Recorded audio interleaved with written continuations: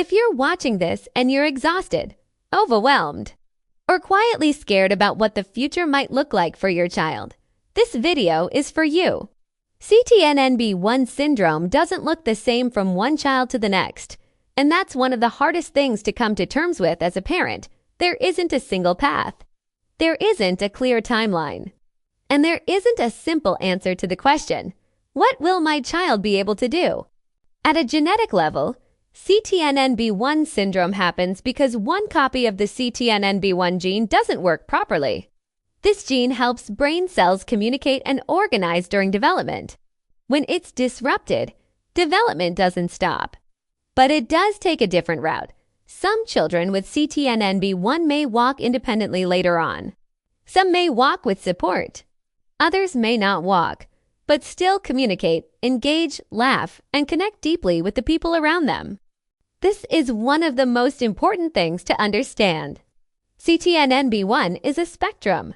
You might see stories online of children who seem to be doing better, and others who have much higher support needs. That doesn't mean your child is failing, or that you're doing something wrong. It means the condition expresses itself differently in every brain. Some children have more severe motor challenges but stronger understanding.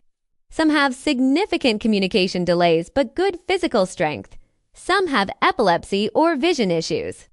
Others don't. The same diagnosis can look completely different from one family to another.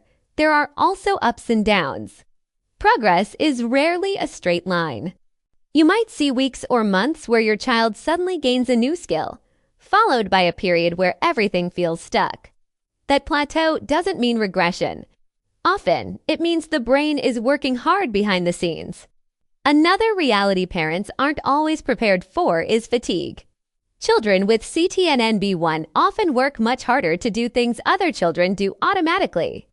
Sitting upright, processing sounds, coordinating movement, it all takes energy. That's why rest, pacing, and realistic expectations matter. And here's something that's important but rarely said out loud.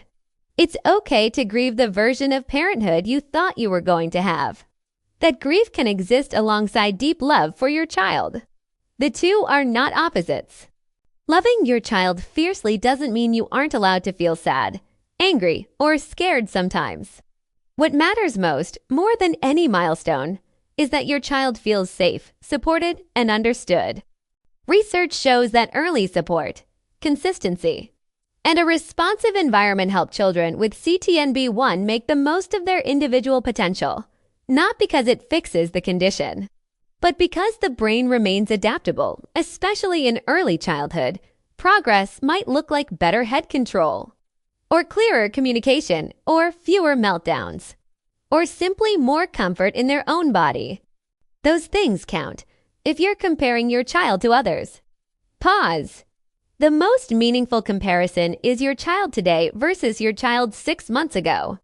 And if you're holding it all together for everyone else, but breaking down quietly when you're alone, you're not weak. You're a parent navigating something complex, rare, and emotionally heavy. This channel exists to share accurate information, real understanding, and reassurance, not false hope and not fear. If you're on this journey, you're not alone, and your child's life has value, meaning, and possibility, even if it doesn't look like the picture you once imagined. If this video helped you in any way, please like, comment, share, and subscribe. Doing so helps this channel reach other parents who may be struggling quietly, just like you.